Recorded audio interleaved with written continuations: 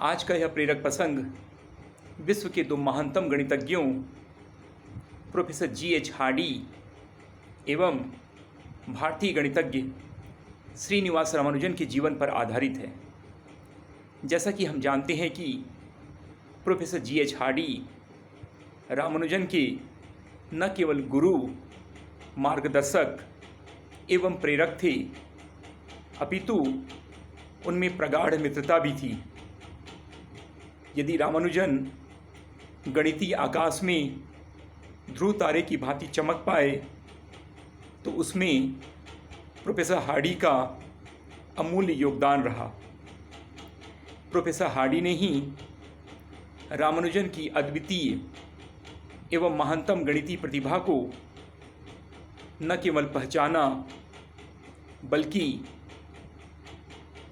Cambridge विश्वविद्यालय में आमंत्रित कर तराशने का कार्य भी किया।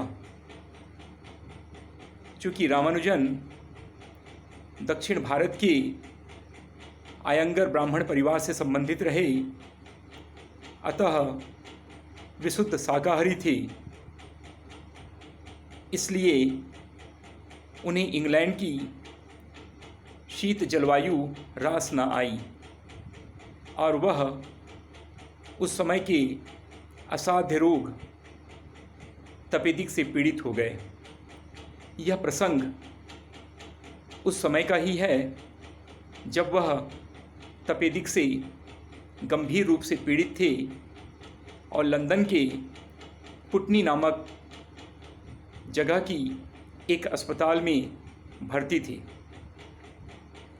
प्रोफेसर हार्डी को जब यह मालूम पड़ा तो वे तुरंत एक टैक्सी में, जिसका नंबर 1729 था, बैठकर रामानुजन से मिलने पुटनी के वह अस्पताल में आए और उन्होंने इस घटना का जिक्र बिस्तर पर लेटे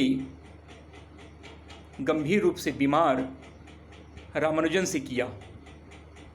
पर रामानुजन बिस्तर में लेटे लेटे ही उत्साह से यह कहे, क्योंकि जब हार्डी ने कहा कि मैं जिस टैक्सी से आया हूँ उसका नंबर 1729, जो कि बहुत अशुभ है, तब रामानुजन ने कहा, नहीं, बिल्कुल नहीं, 1729 कोई अशुभ नंबर नहीं है, अपितु यह सबसे छोटी पूर्णांक संख्या है जिसे दो विभिन्न तरीके से दो धनात्मक संख्याओं के घनों के योग के रूप में प्रदर्शित किया जा सकता है।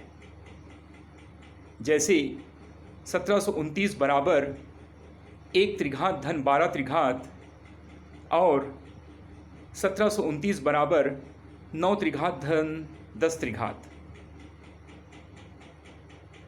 प्रोफेसर हार्डी अचंभित हुए। गंभीर रूप से बीमार व्यक्ति कितनी उत्साह और उमंग से अपनी गणितीय प्रतिभा को प्रदर्शित करता है। तब से दुनिया 1729 नंबर को रामानुजन नंबर या रामानुजन हार्डी नंबर से जानती है। इससे हमें यह प्रेरणा मिलती है कि प्रतिभा किसी भी परिस्थिति, किसी भी कठिन परिस्थिति की मोहताज नहीं होती। वह किसी भी परिस्थिति में कुंदन की भांति दमकती है और हीरे की भांति चमकती है। विश्व में प्रोफेसर हार्डी और रामानुजन की इस प्रसंग का कोई दूसरा उदाहरण नहीं मिलता। इसीलिए प्रोफेसर हार्डी को एक महान गुरु कहा जाता है, क्योंकि उन्होंने न केवल रामानुजन की गणितीय प्रतिभा को विश्व पटल पर रखा, बल्कि अनेक ऐसे शोध कार्य किए जिन्हें आज तक गणितज्ञों का समूह अध्ययन कर ही रहा है। उनके अनेक शोध ग्रंथ, शोध पत्र आज भी अनसुलझे हैं, उनकी कई नोटबुक्स आज भी गणितज्ञों के द्वारा अध्ययन की जा रही है।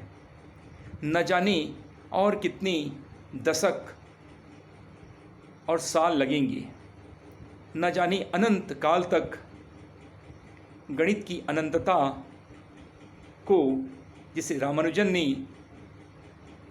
सिद्ध किया है, दुनिया के सामने